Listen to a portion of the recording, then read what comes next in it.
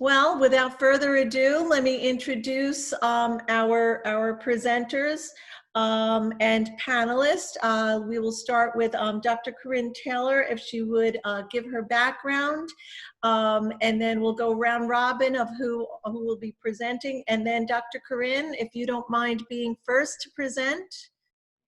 Absolutely. Well, good afternoon, everyone. I am Dr. Corinn Taylor. I affectionately go by Dr. Corinn, and currently I work for UnitedHealth Community Plan of Ohio, which is the Medicaid line of business, and I am services responsible for the creation and the execution of their women's health strategies across the state of Ohio. And in this role, I lead clinical efforts to improve health outcomes for well as women of childbearing age, because infant mortality is the death of an infant before the first year of life. So really trying to make the woman healthy before she gets pregnant again. I am also the author of a book called The Journey of Self-Discovery, Tapping into Your Inner Power and Purpose. And it's a self-help guide to help you live on purpose with a purpose. And the purpose of the book is to really empower women to be able to tap into their inner power and purpose through being accountable and responsible for their personal growth. Utilizing 6 components of wellness, really looking at goal setting. So professionally, I work to save women and babies. And then personally, I have a passion for women and how do we tap into our inner power and purpose to take the world to the next level. Thank you. Thank you very much. Denise, if you would please introduce yourself. Hi, I'm Denise Bodart. Dubois is my new last name, but anyway, I am a product manager at Realityworks, and I've been here for about 12 years, and I work in the capacity of bringing new health science products to market for, CT, both at the high school level and post-secondary. So I work very closely with educators, trying to uncover needs in the market, and then working with our engineering team to come up with unique solutions to those issues with new products and curriculum and things like that. So what I hope to do today during my portion of the agenda is share some ideas for teaching some hands-on health science lessons remotely, because we know that we're not in person most of the time now. So I'll be sharing some of that with you. So that's a little bit about my background. Thank you so much. Al, if you would be next. How you doing? My name is Al Long. I'm currently serving as a board of directors member for Great Oaks career campuses, CTE here in the Cincinnati area. I'm also an instructor at Southern State Community College, and I serve also as their diversity and equity specialist. I've had the fortune over the last year or so as serving as the chairperson for the first ever diversity task force launched by ACTE, in which we put together a number of program ideas and thoughts, one of which we're instituting right now with ACTE. We're working on our first ever inclusion, access, and equity and diversity mentorship program, which will be rolled out later this year. Thank you. Thank you so much. All right, so we know we're living in some very different times here. So again, I'm just going to try to share 10 very quick ideas for extending content into the online and learning at home format. And so I'll just jump right in. We know that health science students, many of them are going to be working with geriatric patients at some time. And a lot of our products teach empathy and understanding with what it's like to age. So one of the ideas that we had for do-it-yourself home simulation experience with a lesson on geriatric sensitivity is an arthritis simulation that can be done at home. So students look for some common items that they would find in their house, and they can do things like using tape or rubber bands. They would tape together 2 of their fingers on one hand and 3 on the other, and then we would put them through some activities for daily living, and things like writing their name with a pen, or cutting with a scissors, or even trying to open a pill bottle and things like that, drinking from a glass, counting change. And what is it like to have arthritis when you are compromised and you can't move and things are stiff and things? Another thing we could do is have students find gloves, and they put those on.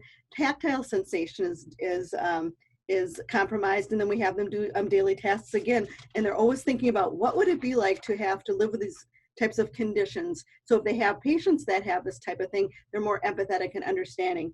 Another thing, if you want to get into arthritis in the hands and feet, you can have students find things like popcorn kernels that they could put in gloves and socks and try to walk in around the room and things like that. And it's comfortable or uncomfortable and painful. So just one easy thing that you could do to get your students doing an at-home lesson on empathy and understanding what the aging process is like. And in a similar vein, we have a hearing loss simulation tool here, but students aren't going to have that at home. So how can we take that type of lesson and make it available to students in a remote setting? So you can do things like, again, common things they might have at home. Noise canceling headphones or even earplugs, cotton balls. If all else fails, plug your ears with your fingers, but have them do that and then do, again, some activities of daily living, like what's it like to listen to music or hear another person talk, or give them instructions with their hearing that's compromised. Play background music and then try to talk and discern the conversation. There are some terrific short YouTube videos out there that also simulate hearing loss. One up here is a tinnitus one that I found. It's only three minutes, but you can listen to it, and it's that annoying ringing in the ear that is very effective for students to learn what that condition's like. But then I found a whole bunch of other ones that are like, oh, just a minute long, but they start from normal hearing and they go all the way through profound hearing loss in a minute's time frame. And when you click on just something as simple as any one of these three, students will be taken into that world and see, what is this like to really live with that condition? So some simple but very effective ways to get students to experience these things in an at-home or remote setting. We know that health science CT is, of course, all about that hands-on learning. So you can only do so much at home to learn some skills, but then you've got to have that hands-on. We know that. So if we can just do as much content learning remotely as possible to get them all ready so that when they're in the classroom, you can maximize that in-person lab time for that skills practice. That's the best we can do. So a few other ideas we had: if you have phlebotomy that you want to get some content out to, there are some excellent videos and tutorials and animations out there for free that exist online that are excellent. Also, I love those cell phones. So there's many free phlebotomy apps that also have information on them that your students could access and maybe find helpful as well. There's even online simulation companies out there that will do free trials for a week. You might send your students off to find phlebotomy experiences that way as well. But again, free apps are out there and can be used. So just a few more ideas for students. Things like IV insertion. You could, one idea, now I'm not advocating for or against, it's just an idea, but one idea that was suggested to me on another recent webinar was, can you prepare at-home practice kits for students to check out and then do the procedure at home? Perhaps they've seen you do the procedure via video correctly, and can they have access to a kit like that would provide practice? So maybe that would be possible. So here's a picture in the lower left-hand corner of someone who's actually doing that with a banana, but it was for IV insertion. Things like patient care. Certainly videos can show them how to do the things, but then maybe they have people at home from their families, siblings, that they could actually practice some of those things on. Maybe a partial bed bath, that way they would have to, talk to them as they were the patient, go through all of the right things, identify them, and do that patient communication in person. But there's things they can maybe do at home with the people that are around them to practice some of these things. Another great one for at home is immobilization and splinting practice. If you're in an EMS or an EMT kind of program, you could certainly get procedures in textbooks and watch videos of immobilization, but then practice on those around you. You may even be able to help guide students to just common at-home things that they could use to practice some of those types of procedures. So this was one kit idea that I found doing some research online, but you could do that in a lot of different ways. Another thing, now some of these, again, you've got to be in the classroom to do the hands-on, but there are some good background and foundational videos available, animations for something like intubation that students can watch. They can read about it in the textbook. They can watch these animations to get them as ready as possible so that when they are back in person, that's when they can do that practice. blood pressure is a great one because it's a non-invasive procedure and they could be practicing. So there are things out there that they could do to practice blood pressure. So again, maybe you have some of those either blood pressure stimulators or cuffs available that your program could check out to students. They might even want to buy their own if they're able to on Amazon. You can get some, but there are also some online things that you can go to. I found an online self-test where they take it and they have to read the blood pressure, and there's even the audio file for the core cuff sounds with headphones that is also available. So again, the more you can put in front of them in different ways remotely, the better prepared they'll be when you see them in person. If you're an EMT specific program, a lot of different EMT specific videos available for things like, bandaging and pressure bandages and things like that, different kinds of wounds and dressing changes, simple but effective ways to watch that person. And again, maybe they have access to some things that they could try some of those at home on a family member.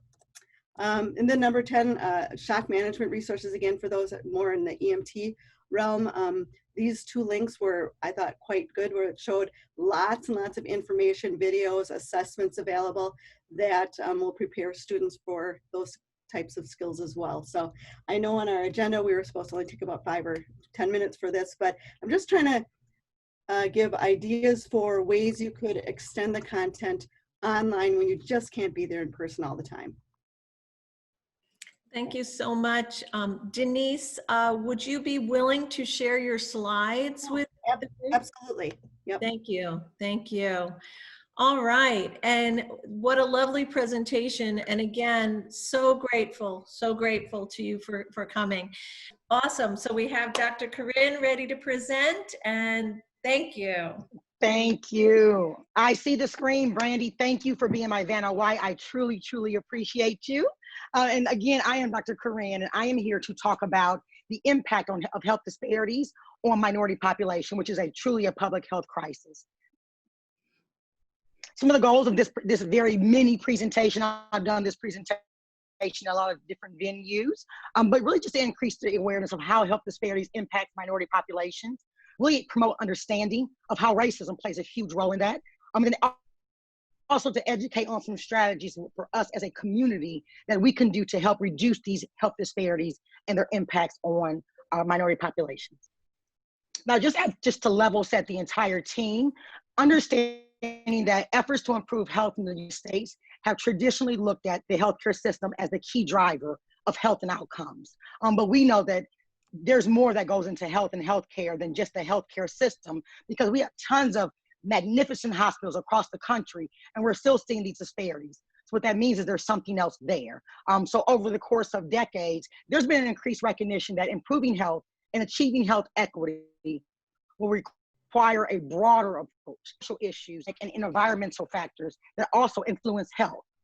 And really to level set and talk about health equity, well, health equity is defined as the attainment of the highest level of health for all people. Health equity is achieved when every person has the opportunity to attain his or her full health potential, and no one is disadvantaged from achieving this potential because of social position or other socially determined circumstances.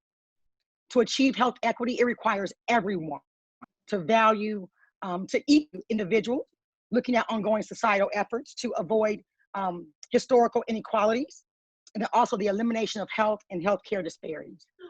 So really, what is the health disparity? I just talked about health equity, which is the opportunity for all people to have access to healthy opportunities. But health disparities are the differences in the outcomes of health that's closely linked to social, economic, and environmental disadvantage. So it's those health outcomes. Health disparities can mean earlier death, a decreased quality of life, a loss of economic opportunity, because if you're ill and you can't work, you can't make money. And then there's also perceptions of injustice. Now, as globally as a society, how does that impact a society? They translate into less than optimal productivity. There's higher healthcare costs, because if you're not healthy, it costs the system more money to provide care for you. And then social inequity. Now, health disparities adversely affects groups of people who have systematically experienced greater obstacles to health, based on their race or their ethnic group, their religion, how much money they make, if they're male, if they're female, their mental health status, any disability they may have, sexual orientation or gender identity, or live, or any other characteristic that is historical of health disparities. African American adults are 40% more likely to have high blood pressure. They are less likely than their non-Hispanic white counterparts to have their blood pressure under control. African American children are more likely to die from asthma compared to non-Hispanic white children.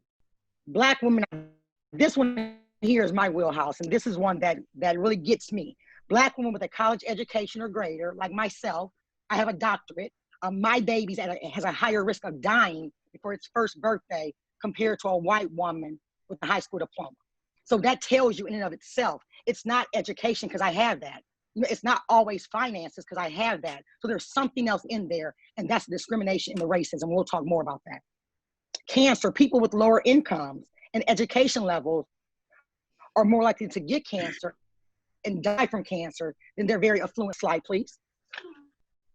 So what we must understand is that it's not a cut and dry answer for some of these disparities, because there are powerful, complex relationships that exist between health and biology, our own individual genetics and our individual behavior, how we do what we do. Because we all know a physician that's overweight, right? So he knows the things to do, but it's individual behavior, looking at health and health services, looking at socioeconomic status, where you discrimination, literacy levels, and legislative policies.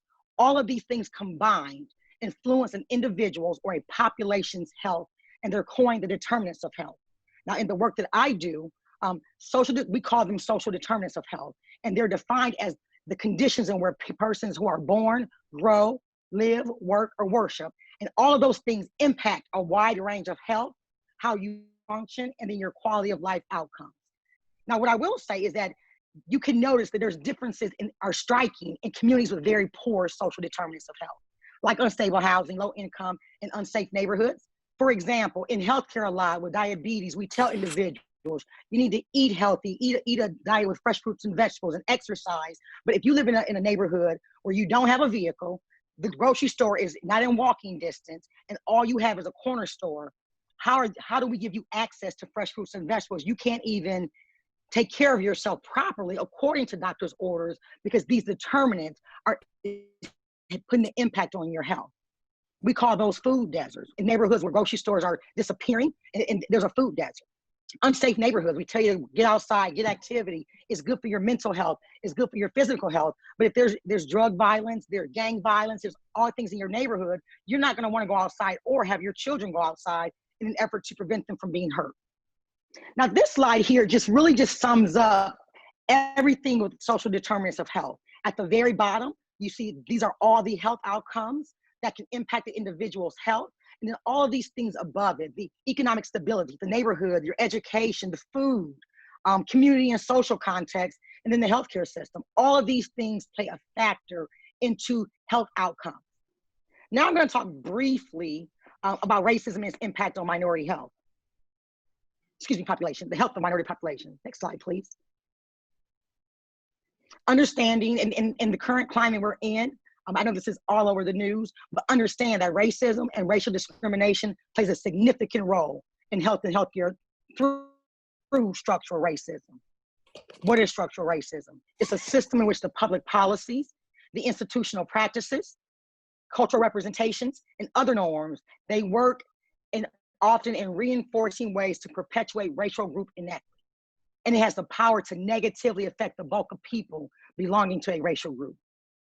It creates barriers to access to adequate care, and then dealing with those barriers and racial insults contribute to stress-related health problems. An example I always give here is I've been a nurse for over 25 years, and I've been a nurse and instructor.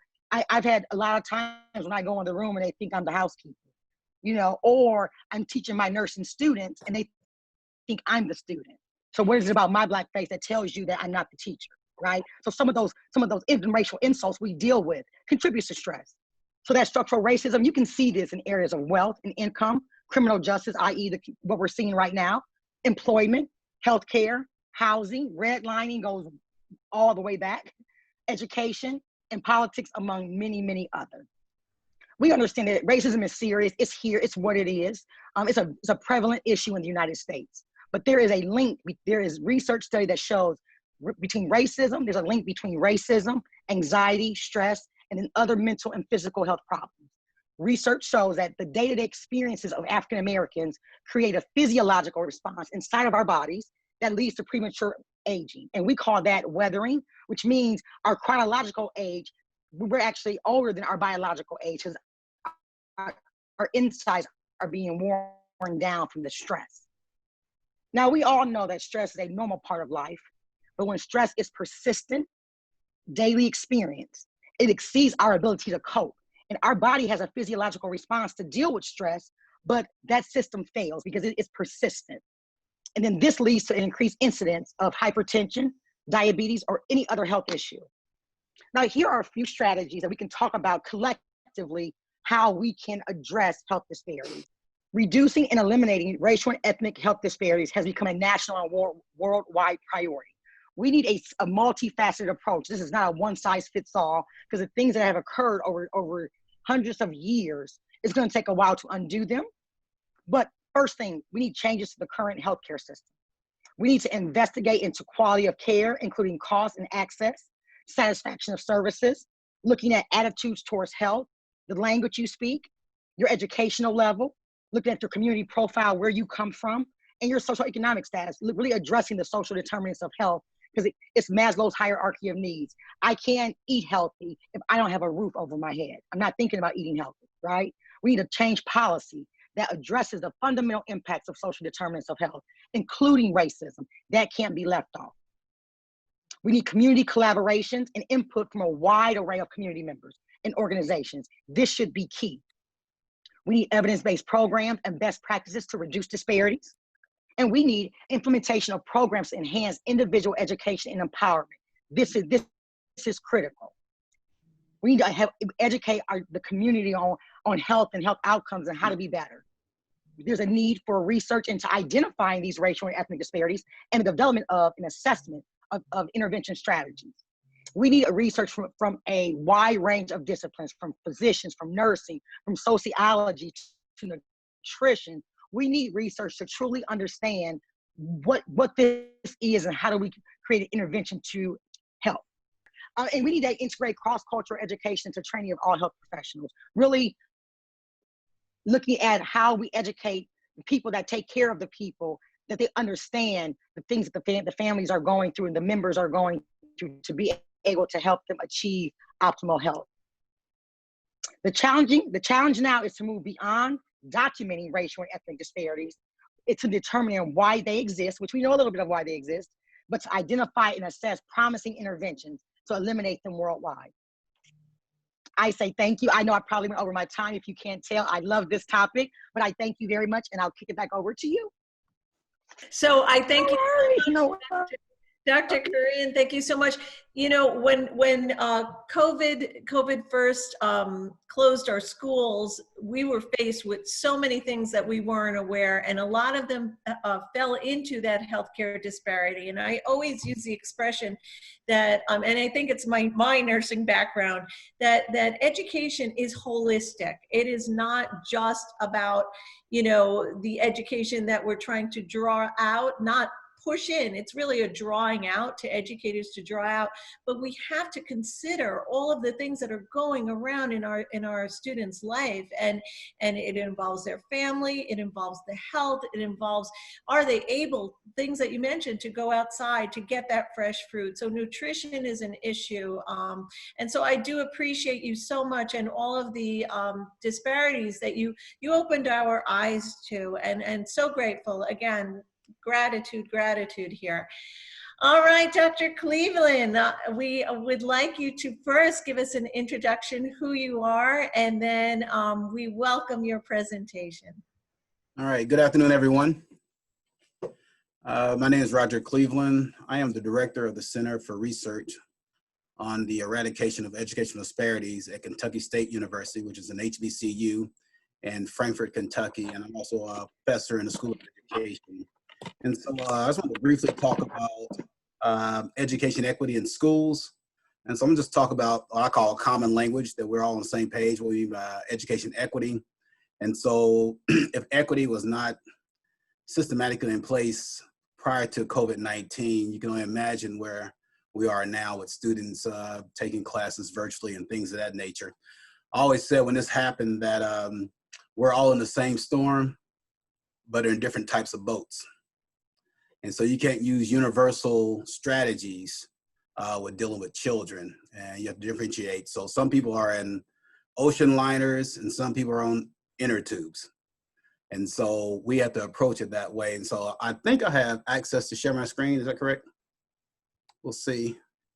All right, I want to talk about equity and education equity in schools.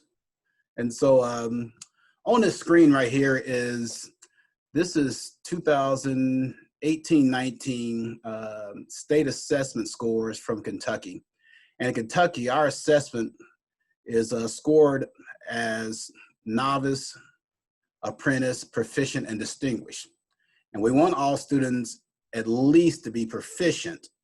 But one way we categorize things is that we want looking at students, what percentage of students in your schools are proficient and distinguished together. And so this is state scores in reference to reading. And these are the percentage of students in our different groups who are proficient and distinguished. As you see that the highest number of students who are proficient and distinguished in reading in the state of Kentucky year before last was Asian students, they had 67% of their students were proficient and distinguished in reading. And you'll see at the top, African-American students only had 31%, and this is fourth grade reading, 31% that were proficient and distinguished. And it's obviously to observe the disparities, academic disparities and gaps between groups of students. But as you make observations, you'll see that our homeless population outperforming African-American students, our students who are in foster care outperforming African-American students. And so that's one conversation, but the conversation I usually have with superintendents and SEA people and principals is that what would the narrative be if this slide was inverted? And so what happens, the reason why this data looks like it does is because of the inequities we have in our schools and our classrooms. And so I just wanted to give you some kind of schema just to show where, and Kentucky is not unique to other states. These numbers look very similar to other states. So I wanted to have some common language around equity. And, and this is an activity, we're not gonna do it today, but this is one of the things I talk to schools about when I have a conversation with them about equity. I ask them, what does it mean to them? What does education mean to them? What does education look like and sound like in the classroom? And what does your district have in place to ensure education equity for all students? And I usually get a number of different responses and answers. And you can't answer number 2 and 3 if you really don't know number 1. And so that's kind of like a conversation I have before we get into the definition. And this is how we defined, well, there's a number of definitions of education equity.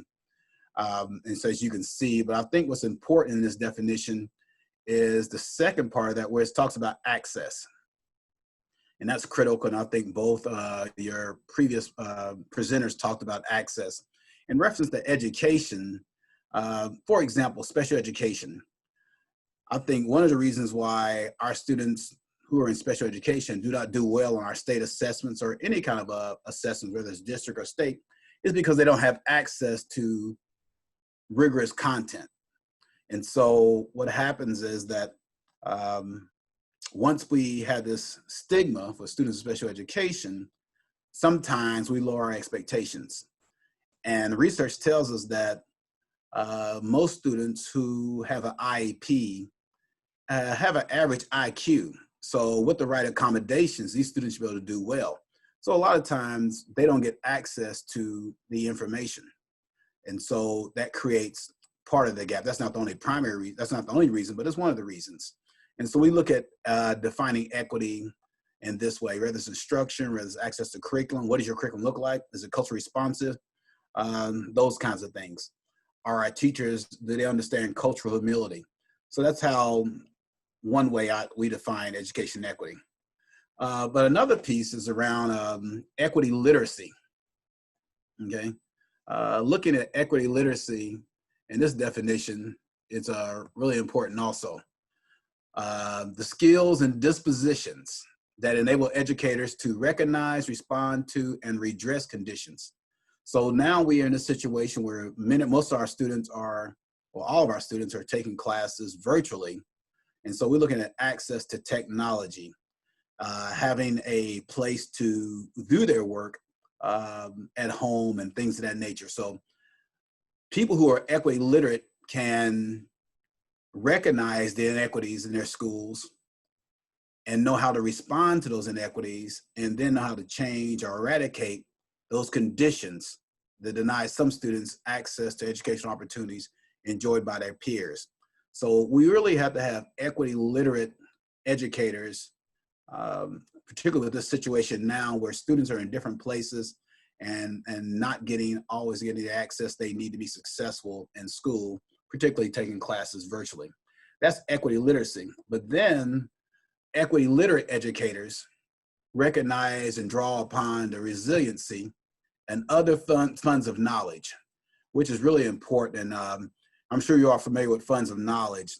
And that's basically information and content students bring from their communities and their homes, they bring it to school. And I'll give you an example. I live in Lexington, Kentucky, and there's a middle school that's about 40% African-American, about 40% Latino, and the rest white students. Is about 91% free reduced lunch. So in my subdivision, a number of those Latino students live in my subdivision. I'll see a lot of their fathers doing construction in my subdivision, and they have their sons with them on weekends working and doing construction. And so there's a lot of math in construction, but those students will go back to that middle school barely able to do basic fractions and measurements because we don't tap into their funds of knowledge. And so part of that is understanding our resiliency and the funds of knowledge accumulated by poor and students of color, and reject deficit views that focus on, this is the part we need to understand, that focus on fixing disenfranchised students rather than fixing the things that disenfranchise students, the inequities, the low expectations, the microaggressions, the implicit bias, the things that disenfranchise students. What we tend to do is try to fix students. And I always tell teachers that you need to have a difference orientation versus a deficit orientation. A difference orientation is that all our students can learn. They may learn in different ways, regardless whether they're poor or not. But if you have a deficit orientation, because of the poverty and things of that nature, we lower expectations, water down instruction, and we're not surprised that those students do not do well in school. And so an equity literate educator understands that they know how to respond to those situations, and they don't fix students, they fix systems. And this is through Paul Gorski's work. And I always say this, that equity is the process, equality is the outcome. If students go through an equitable process from preschool all the way through 12th grade, they will have some of the same opportunities to be successful, multiple ways to be successful after school, once they leave school, 12th grade, versus they have an equal outcome. I mean, they have an equal process. That means they're getting the exact same thing all other students got, and that's not necessarily gonna make them successful. So if you have an equity process through your school, you'll have equality will be the outcome. If you have an equal process, it will not be equitable. And that impacts that. And one of the things I get to, how do I get to focus on schools, is that I have them do an equity analysis, and I ask school boards to analyze their policies to ensure that they're equitable, and looking at it from a systemic perspective, a comprehensive equity assessment using data and other information to address those issues, where you interview students, parents, and families, teachers, administrators. You assess the content, you assess the the interaction with classrooms and classroom observations and things of that nature. And then you identify these 3 or 4 leverage points to ensure equity in doing that. And one of the books that I recommend to address inequalities in schools is called Despite the Best Intentions, How Racial Inequality Thrives in Good Schools. So I know I'm kind of fast, but the main piece around that is looking at how do we become equity literate educators and make sure we understand equity literacy and how to respond to, recognize it, respond to, and to redress those conditions in schools. That's the fastest I've ever done that, ever. That was awesome. That was awesome. And so much information and things that we really need. When planning a lesson, we tend to overlook that access piece. You know, we're doing a lot of stuff online right now, and students, they may have access to a computer because the school provided, but they may not have access to a printer, ink, other things. And you know, we tried to make programs where they come into class at certain times, but it doesn't work for everybody. I know that I have to do mine later on in the day, my one-to-ones or my, you know, my lessons, demonstrations have to be the 5 o'clock time because most of my students are out working to support families because families are out of work right now. So what valuable information, Dr. Cleveland, Dr. Corinn, and Denise Bodart. So grateful to all of you for the information that you've provided us today. We do have some panel discussion questions, and I don't want my friend Al Long to feel left out, so I'm going to throw the first question at you, my friend. And it's in regard to gaps. And the question is, we know that there is an opportunity gap that is widening in many of our programs due to the effects of COVID-19. Where do you see the biggest need for action right now in order to stem the gap from widening? That's really a good question, Linda. And as a matter of fact, it's something that me and a team of individuals from around the country have been working on. We identified probably within the first week of COVID, understanding the disconnect that a lot of kids were having, especially the ones that are more kinesthetic learners, were having without being in the classroom. So a couple of colleagues and myself, namely Ben Williams with NAPE, Dr. Charles Fouts, superintendent with Kansas City Public Schools, and Dr. Baron Davis with Richmond 2 school district out of South Carolina. We identified the need for some kind of plan and a strategy going into the fall of 2020. We reached out to a colleague of mine that represents a college because we saw the biggest issue would possibly come from those seniors transitioning to college, right? There's always a learning loss in the summer months going into the fall, but again, the 6 weeks or so that COVID threw everything off prior to school ending, we imagine that what's typically called the achievement gap, where some kids fall between the cracks, would widen. So we started having conversations about 7 or 8 weeks ago. One conversation led to another one, which led to another one. So something that I would love to share with all your wonderful participants is we're actually having a physical work session to put together more tangible strategies K through 12 schools could use, CTE, colleges, universities, even charter schools. Actionable strategies that they could use in-house for free, so they don't have to go out and buy all these resources. We've partnered with 3 providers that are actually donating their time, their thought process, and a lot of their efforts to help us figure out some of these strategies where we first identify the issues, Linda. What are the actual issues causing these kids to fall between the gaps? You know, the achievement gap existed long before COVID, We already know that. Our Black and brown kids were traditionally, and Dr. Cleveland can probably speak to this a lot better than I can, they were traditionally the ones that were falling between the cracks. But now, you know, COVID, not really caring the color, race, social economic status is affecting all those going into the fall. So these strategies that we're hoping and praying that we can put together on this work session, which is this Thursday, again, I'll share it with your viewers here. We hope to provide some unique strategies, and our delivery method is, if you register, once we put those strategies together, it's probably going to take a week or so to actually hammer them out. We'll make sure everybody that was on the call registered will get it, and we're honestly hoping that we can use some of our connections with the Department of Ed and have the folk at the Department of Ed maybe take a peek at it and encourage them to also send it out to all the districts and whatnot. But that's what we're currently working on. Thank you, Al. Thank you so much. We've had, I'm just looking at the chat as we're speaking, and we have several requests for Dr. Cleveland's email. If you would be so kind to share that in the chat, as well as everyone, if you wouldn't mind putting your emails in the chat, and if you would all be kind enough to share your presentations, permission to share the presentations, that would be great.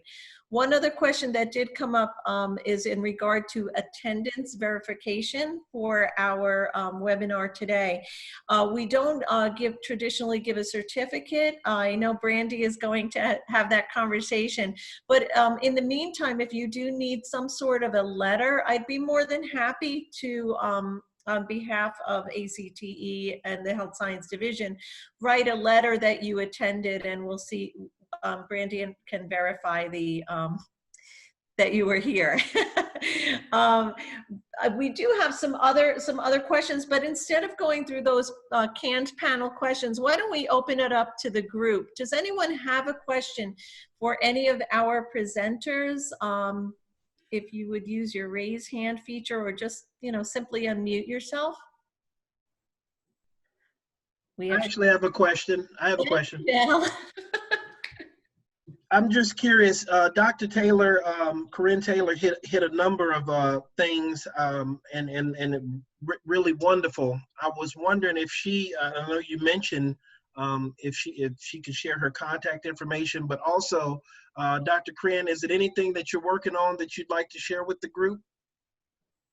Oh, you know what, Al, actually, when we first jumped on, as far as my book launch, I kind of gave a little spiel about my book. My book is coming out. It is going to be available in June, and it's called The Journey of Self-Discovery, Tapping into Your Inner Power and Purpose. And my population of focus is women and girls. I'm really looking at how can I improve for women to be able to tap into their inner power and purpose sooner than later, and understanding that we're more than mother, wives, sisters, and cousins and things like that, but we can add value to our families as well, add value to ourselves. So I teach women to join me on a journey of self-discovery to be able to tap into their inner power and purpose. Al, thank you so much. I know they heard that from you already. Thank you. I appreciate it. Oh, thank you. There is a question about advice. Just briefly, from panelist to panelist, maybe what advice do you have for our educators during this time of COVID, but also the other things that are going on? I mean, we can't overlook the reality of what's happening in our world right at this moment, and that's why I started off with a moment of silence to recognize what is happening. But these scholars, these students are going to have explanations or comfort during this time. They do have to go back to school. So what advice would you have? So whoever would like to, of our panel would like to give some advice or resources to help our educators, you know, be there for our students. I want to just chime in real quickly. I had a webinar. I was on a webinar yesterday with another colleague. His name is Stephen Nifley. We did a webinar on race-based trauma in education and how racism and other issues impact students. And so one of the things I would like for you to share with our educators is think about if kids were experiencing trauma, prior to COVID-19, coming from some of their homes, and now they're there 24/7. Think about that when you are making assignments, making comments, your interaction with them virtually. Take that in consideration, and also think about the vicarious trauma that teachers may internalize during this time also. So really push self-care for our teachers also. So really looking at trauma-informed care, race-based trauma in education, and having our educators really think about practicing self-care for themselves. Thank you. Thank you. Dr. Corinn, do you have any advice for our educators? Yeah, I do actually. I would say I would piggyback off what the gentleman said prior to me. Forgive me, your name slipped my mind. Forgive me. But I will piggyback off of that, and I would say this is a time for us to be very humane.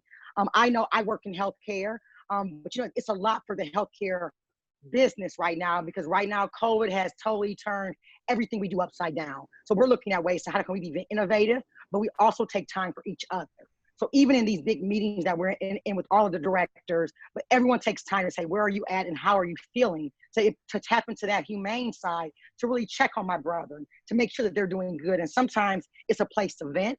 Like for us, sometimes we connect people to resources. You know, I know there's all kinds of like hotlines you can call when they're venting because of COVID, or even trying to engage differently with them and to connect them to some community resources that may be able to help them deal with what they're dealing with. So I say, even though I'm in healthcare and it's not education, I truly believe just being humane and being there for your brother, understanding that what makes me scared or fearful may not be that for someone else, and things like that. So I'll stop with 1 minute left. And I'll let Al add something. Well said. I always say, you know, educator, I come from a nursing side also, but in education, it's always blooms, blooms, blooms. I always say, do Maslow first, because there's a lot of needs that need to be addressed because they are so unmet at this time. But always, it's not just this time, as Dr. Cleveland keeps reminding us, these issues have been going on for a very long time. It's just, this just kind of makes everything worse. Denise, would you have any advice for our participants? As far as educational, more related resources and things, I would just suggest seeking out community where other like-minded instructors go to share ideas. We get some of our best ideas for classroom innovation from practicing educators that are facing the same issues. So there's all sorts of groups out there that are doing webinars and discussion groups and things like that. There are a lot of vendors that are sharing resources for free right now. And just get out there, talk to your fellow educators in places where people gather. There's a group called the National Consortium for Health Science Education, has a very active Facebook presence, and I'm a member there, and I see a lot of sharing going on. And I guess that's the main advice I would have is to share your good ideas with others, and don't be afraid to ask for help from other people too, because we need to be very creative these days in order to meet the needs for all of our students in a very non-traditional way. Yes, well said, and thank you so much. Al, what advice would you have for our team here? Well, I'm glad you asked that. I've been thinking about it a long time. I have some amazing advice. I hope everybody's ready to take notes. You all ready? This is the most important thing that I would recommend going into the fall. The biggest thing you can do to ensure that you're ready, equitable, and just so much stuff behind what you're doing, call Roger Cleveland. Get his email, get his telephone number. Every person that represents a different district, some kind of school or CTE should reach out to Dr. Cleveland. I've known of him for a while. A lot of organizations that I'm a part of are benefiting from him. Unfortunately, he's only one man. So my strong suggestion is call him quickly. Thank you. Well, Dr. Cleveland, you are on the spot. Another Cleveland, I think. I don't know. Too funny, too funny. Well, our time is coming to an end. That doesn't mean your questions have to stop. You can always reach out through the chat, add some questions, we'll pick them up. You can also reach out to me through email. You know that you get loads and loads of newsletters and calm challenges from me through the newsletters and ACTE. And on behalf of ACTE as an organization and Health Science Division especially, I thank all of the members for attending, and I especially, my love goes out to Dr. Corinn, Al Long, Denise, Dr. Roger Cleveland, and of course Brandy and Steve DeWitt for helping me pull this together. So I love you all, and thank you so, so much for today.